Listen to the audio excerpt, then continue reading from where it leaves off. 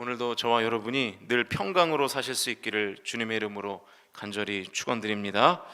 오늘은 빌립보서 19번째 시간입니다. 평강을 소유하는 법이라는 제목으로 말씀을 나누겠습니다. 광고한 대로 내일 뭐가 있다고요? 내일 책거리가 있습니다. 내일이 수요일인데 내일이 빌립보서 마지막 시간입니다. 우리 김동철 장로님께서 하신 헌금으로 내일 같이 떡을 하고 돌리도록 하겠습니다. 내일은 떡전도 하셔서 좀 더 나오실 수 있도록 그렇게 해주시면 좋겠습니다. 제가 이렇게 보니까 갑자기 옷차림이 다들 겨울이 되셨네요. 굉장히 이색적인 요즘 10월을 보내고 있는데, 제가 어제 뉴스를 보다 보니까 이 계절에 관한 새로운 신조어가 생겼더라고요. 그래서 겨름이래요. 겨름. 겨울과 여름의 합성어인데, 낮에는 또 조금 더워요. 저도 어제 낮에 외출을 하고 왔는데 또 낮에는 조금 덥고 또 아침 저녁으로는 뭐 거의 겨울의 날씨니까 이게 가을이 아니고 겨름이다. 그런 얘기들을 많이들 하시더라고요. 아무튼 일교차가 좀 심한데요. 우리 특별히 우리 조금 나이 드신 우리 장로님 그리고 권사님들 건강관리 잘 하실 수 있기를 바라고 하나님께서 안전하게 지켜주실 줄로 믿습니다. 오늘 말씀을 나누겠습니다. 우리 1절 같이 읽겠습니다. 1절입니다. 시작. 그러므로 나의 사랑하고 사모하는 형제들, 나의 기쁨이요 면류가 아닌 사랑하는 자들아, 이와 같이 주 안에 서라. 1절이 이 그러므로라는 접속사로 시작되고 있죠. 여러분 성경을 읽으실 때요, 접속사가 무엇인지를 잘 파악하는 것이 성경을 본래의 뜻대로 이해하는데 굉장히 도움이 많이 됩니다. 이 그러므로라는 말은 이 결론에 등장하는 접속사잖아요. 그러니까 이 결론이라는 것은 뭐와 이어져야 되죠? 본론과 이어져야 하는 것이죠. 그러니까 그러므로라는 접속사가 있을 때에는 그 전에 어떤 내용들이 있었는지를 확인을 해야 되는 거예요. 지난 금요일에 제가 어떤 메시지를 전했냐면 뭐 얘기했죠? 제가 시민권 얘기를 했죠. 시민권. 어떤 시민권을 가져야 된다 그랬죠? 하늘 시민권을 가져야 된다. 그 하늘 시민권을 가지고 살기 위해서는 1절, 이제 그러므로 그 뒤에요. 1절 주 안에서 서야 된다라는 거예요. 여기서 사용된 서다의 원어가 스테이고라는 단어인데 단단히 고정하다라는 뜻이 있습니다. 그러니까 하늘 시민권을 가지고 살려면 주 안에서 단단하게 고정이 되어야 한다는 것이죠. 배가 한 군데 서 있으려면 닻이 있어야 되잖아요. 닻이 바다 밑바닥까지 내려 있어야 되잖아요. 그래야 배가 어떤 파도가 치고 풍랑이 일어도 배가 흔들리지 않을 수 있는 것이죠. 닻이 없으면요, 강풍까지도 필요 없고요, 바람이 살랑살랑 불기만 해도 배가 한 군데 있지 못하고 밀려서 다른 곳으로 이동해 가는 것이죠. 여러분 성도들 중에도요, 닻이 있는 성도가 있고요, 닻이 없는 성도가 있어요. 여러분은 닻이 있는 성도입니까? 아니면 닻이 없는 성도입니까? 닻이 있으면요, 맷집이 세져요. 웬만한 바람에는 흔들리지 않아요. 웬만한 고난에도 요동하지 않는 거예요. 누가 상처 주는 말을 나에게 해도 상처를 안 받아요. 상처를 받으라고 그 사람은 말을 하는데 나는 상처를 안 받는 거예요. 왜냐? 주님께 닻이 잘 내려져 있기 때문이죠. 그 상처를 분명히 줬는데 받는 사람은 그 상처가 아닌 거예요. 여러분 바다가 있어요. 아니 먼저 컵을 비유할까요? 여기 컵이 있는데 여기에 잉크를 한 방울 똑 떨어뜨리면 그 잉크가 번질까요? 안 번질까요? 번지죠. 그런데 여러분 저기 정자 바다에 가셔서 잉크를 한 방울 똑 떨어뜨리면 잉크가 번질까요? 안 번질까요? 번지긴 번지는데 번지는 게 전혀 티가 안 나죠. 그러니까 상처를 막 주는 사람들이 분명히 있단 말이에요. 교회에도 상처 주는 사람이 있잖아요. 상처를 막 주는데 나는 상처를 안 받는 거예요. 왜냐하면 내가 닻을 잘 내려져 있고 바다 위에 한가운데 있기 때문에 그깟 뭐 잉크 한 방울 떨어져도 내 삶에는 지정이 없는 거죠. 그만큼 그릇이 크고 깊고 넓어지는 거예요. 제가 담임 목회를 시작한다니까 주변의 선배 목사님들이 제일 많이 했던 조언이 뭔지 아세요, 여러분? 김 목사, 이제 맷집을 키워야 돼. 수많은, 아이고 왜 이렇게 웃으세요? 수많은 얘기가 들릴 거야. 맷집을 키워야 돼. 일희일비하면 안 돼. 심지를 굳게 가져야 돼. 그런 얘기를 하시더라고요. 근데 뭐 아직까지는 맷집을 써먹을 일이 없었어요.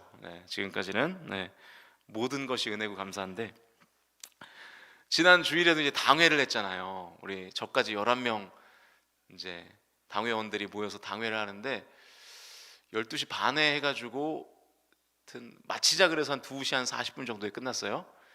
근데 당회 중간에 짜장면 먹고 저는 짬뽕 먹었는데 2시간, 거의 한 2시간 좀 넘게 서로 그냥 웃고 그러느라고 당회가 길어졌습니다. 그래가지고 뭐 심각해서 길어진 게 아니라 중간에 밥 먹고 웃고 또 교회에 대한 이런저런 얘기를 나누느라고 재밌더라고요. 아주 재밌는 2시간이었습니다. 참 감사하죠. 우리 장로님들께 감사하고. 자, 어쨌든 여러분, 여러분의 인생의 닻을 주님께 깊게 내리실 수 있기를 주의 이름으로 간절히 축복합니다. 그러면은 우리의 삶에 이 작은 일로는 요동하지 않는 거예요. 물론 큰 고난들이 있죠. 그럴 때는 때로는 힘들고 어렵지만 약간 흔들릴 수는 있겠지만 그럼에도 불구하고 아예 우리의 지역을 이탈하지는 않는 것이죠. 주 안에 굳게 서 있는 작업이 필요합니다. 그러니까 여러분, 교회 안에서도요 자꾸만 사람 의지하고 심지어 담임 목사를 의지해도 안 되는 거예요. 오직 누구만 의지해야 됩니까? 하나님만을 의지하셔야 되는 거죠. 저를 의지했다가 제가 잘못되면 어떡하실 거예요? 물론 그럴 일은 없겠지만 사람 일은 모르는 거잖아요. 그 높은 뜻 숭의교회를 개척하셨던 김동호 목사님이라고 계세요. 물론 이분에 대한 어떤 이 평가는 긍정적인 평가도 있고 부정적인 평가도 있는데 이분 은퇴하셨어요. 은퇴하셨고, 근데 이분이 이제 높은 뜻 숭의교회를 개척하고 성도들이 막 모일 때였다고 합니다. 그때 제가 알기로 한 3,000명 정도 이제 모일 때라고 하는데, 이제 좀 건물을 하나 사려고 이제 은행에 대출을 이제 알아본 모양이에요. 그래서 한 대출 담당 직원이 이제 목사님 서재에 찾아왔대요. 찾아와서 대출을 해줄래나 보다. 그래서 이제 사인을 하려고 내 방에 왔나 보다 이렇게 생각했는데 그 김동호 목사님 면전에서 대출을 못 해드립니다 그러더래요. 근데 사실은 그 정도 사이즈 되는 교회는 이 은행의 VIP거든요. 왜냐하면 이 교회라는 곳이 매주 그 헌금을 통해서 현찰이 들어오는 곳이잖아요. 그래서 이게 그렇게 거래를 터놓으면 이게 큰 대형 교회 하나를 은행이 잡으면은 대박이거든요. 근데 그 대출 직원이 대리였대요. 근데 그렇게 말하더라는 거예요. 목사님 대출 못 해드립니다. 그래서 이 김동호 목사님이 너무 이제 당황스러운 거예요. 그리고 화가 많이 나는 거예요. 왜 못 해줍니까? 해주려고 내 방에 온 거 아닙니까? 그랬더니 그게 아니고 정확한 팩트를 설명해 드리려고 왔다는 거예요. 그래서 그게 무슨 얘기냐고 그랬더니, 목사님, 이 교회는 지금 개척한 지 얼마 안 된 교회, 많이 모이지만 개척한 지 얼마 안 된 교회이기 때문에 목사님이 쓰러지면 은행이 돈 받을 길이 없습니다 라고 얘기하더라는 거예요. 그러면서 예를 2가지 드는데, 첫 번째, 목사님이 교통사고를 당해서 돌아가시거나, 첫 번째 이유, 목사님이 스캔들이 나서 교회를 떠나게 되는 경우에 우리는 돈 받을 일이 없습니다. 그 생각을 이렇게 판단했다는 거예요. 김동호 목사님이 그 대리의 말에 은혜를 받아가지고 그렇구나, 진짜 그렇구나, 내가 넘어지면 교회가 쓰러지겠구나 이렇게 생각했다는 거예요. 그 은혜 받은 대리의 말에 또 대리가 은혜 받아가지고 결국 대출을 해줬대요. 그래서 그때 건물을 샀던 것 같아요. 그 얘기를 김동호 목사님이 직접 이제 설교 시간에 이렇게 하시더라고요. 제가 이 얘기를 왜 하냐면 이렇게 사람을 의지하면 안 된다는 거예요, 여러분. 신앙생활은 아무리 담임 목사라고 해도 담임 목사 의지하면서 신앙생활 하지 마십시오. 저는 그냥 하나님의 말씀을 여러분에게 전하는 사람이고, 하나님의 사랑과 위로를 신방을 통해서 여러분에게 전하는 사람이지, 저를 무슨 신격화해서 섬기거나 저를 의지해봐야 소망이 없습니다. 저도 연약한 인간일 뿐이에요. 그러니까 저 의지하지 마시고 오직 주님께 깊이 닻을 내려서 승리하는 삶을 사실 수 있기를 축복합니다. 자, 이 1절 말씀을 이해하면 본문전의 내용도 1절로 정리가 되고 9절까지의 내용도 다 1절로 정리가 되는 거예요. 그러니까 같은 말을 다른 표현으로 계속하고 있습니다. 2절 읽습니다. 시작. 내가 유오디아를 권하고 순두개를 권하노니 주 안에서 같은 마음을 품으라. 유오디아, 순두개 다 남자일까요, 여자일까요? 잘 모르시겠죠, 여러분? 이게 다 여성 이름입니다. 그걸 어떻게 하느냐? 우리나라 이름 중에 김순자, 그 사람이 누군지 전혀 몰라도 김순자 그러면 남잔지 여잔지는 알죠.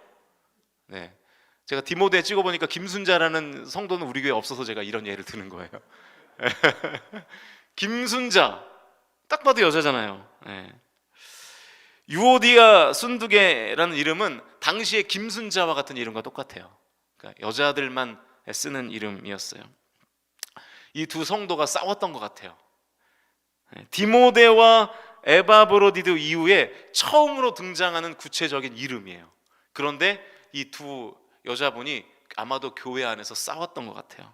그만큼 빌립보 공동체에서 꽤나 중요한 위치에 있었던 것 같습니다. 왜냐하면 사도 바울이 이름을 언급할 정도니까. 그런데 두 분이 싸우는 거예요.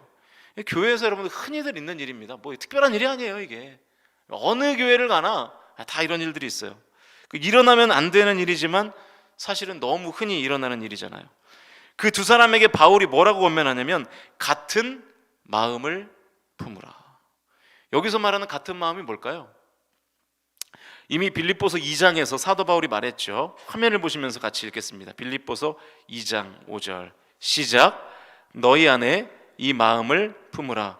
곧 그리스도 예수의 마음이니. 너희들 왜 싸우는지 아느냐? 생각이 달라서? 삶의 환경이 달라서? 처지와 형편이 달라서? 아니다. 예수의 마음이 없기 때문이다. 그러니 너희 둘 다 같은 마음을 가져라.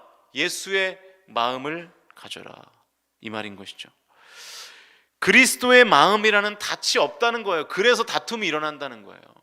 여러분, 우리는 저 사람과 내가 성향이 다르고 생각이 다르고 그래서 싸운다고 생각하는데, 사실은 두 사람 다 그리스도 예수에게 닻이 내려져 있지 않기 때문에 싸우는 거예요.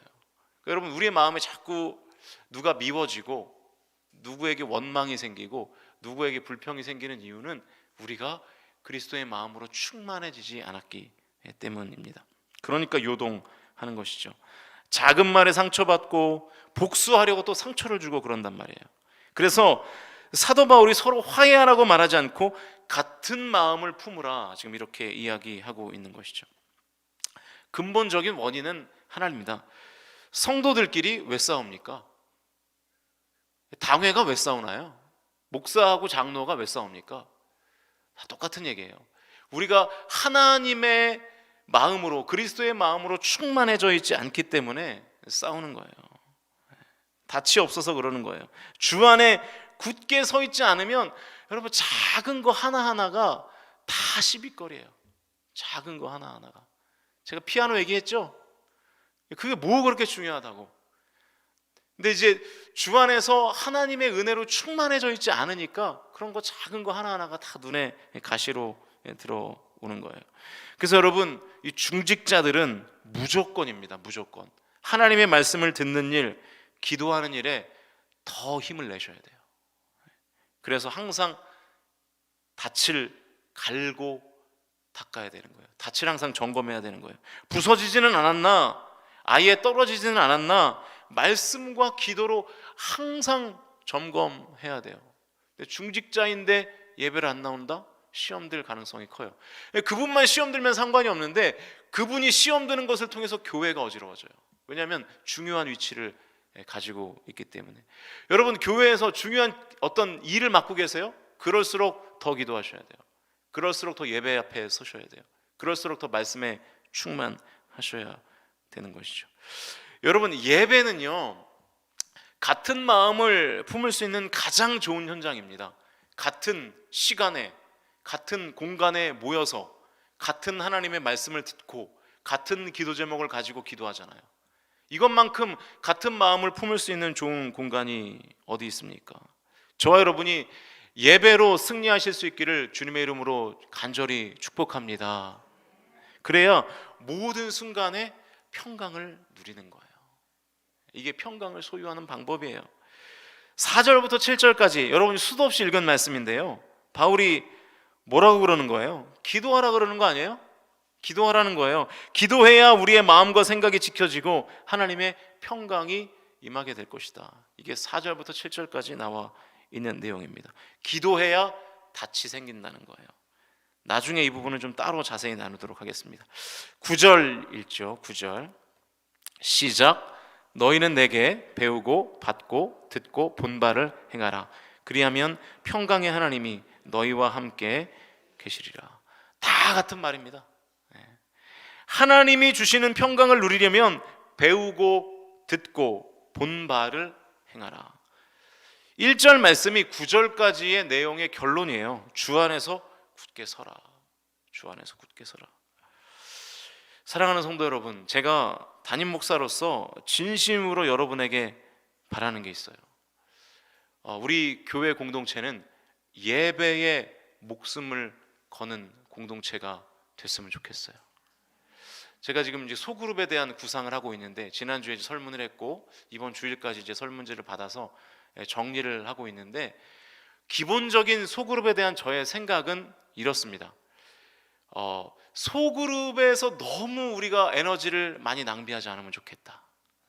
그래서 소그룹에서는 같이 우리가 예배를 통해서 받은 하나님의 은혜를 나누는 정도에서 우리가 소그룹을 진행하고, 모든 에너지는 어디에 집중하면 좋겠다? 예배에 집중하면 좋겠다. 그래서 그런 컨셉을 일단 좀 생각하고 있어요. 물론 일단 설문 결과가 다 들어와서 어떤 데이터를 조사를 하고 난 다음에 이야기입니다. 소그룹에서 우리가 너무 많은 에너지를 낭비하다 보니까 거기서 영적 탈진이 일어나는 거예요. 그래서 예배를 드릴 에너지가 없는 거예요. 근데 그러면 좀 안 될 것 같고, 예배에, 그러니까 모이는 예배, 이제 위드 코로나라면서요, 이제 모이는 예배에 우리가 힘쓰고, 그 외에 그 모이는 예배를 통해서 받은 은혜를 성도들과 함께 나누고 교제하는 차원에서 소그룹이 진행되면 좋겠다라는 생각이 있습니다. 그게 저희 비전이고요.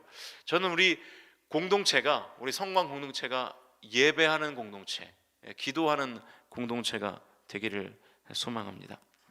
그래서 우리 성도님들이 신앙의 닻을 하나씩 가지고 있어야 돼요. 여러분, 이 세상이 얼마나 힘듭니까? 살기 힘드시죠? 여러분, 돈이 많아도 살기 힘드시던데요, 보니까. 없어도 힘들고 있어도 힘들고, 좋은 집 살아도 힘들고, 안 좋은 집 살아도 힘들고, 좋은 차 타도 힘들고, 힘듦의 종류가 좀 다를 뿐이죠. 인생은 다 힘들어요. 제가 어제 이렇게 이한이가 이렇게 자고 있는데, 제가 이제 아침에 좀 일찍 일어나서 이제 이한이가 자고 있는 모습을 보는데, 참 딱하다. 왜 그러냐면, 이 세상이 풍파가 많은데, 야, 너 지금 4살인데 어떻게 다 그거 헤쳐나갈래?